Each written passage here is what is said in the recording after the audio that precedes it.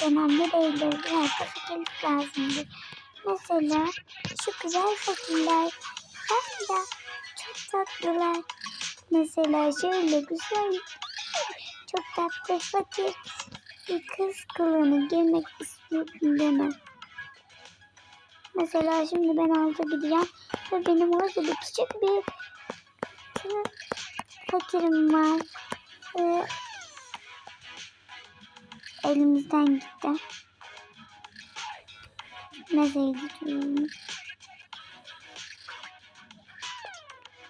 Yani üzgünüm. Yani seni elden kaçırdığım için özür dilerim. Yazımımın ardından gitmiş ve artık geri dönmemiz.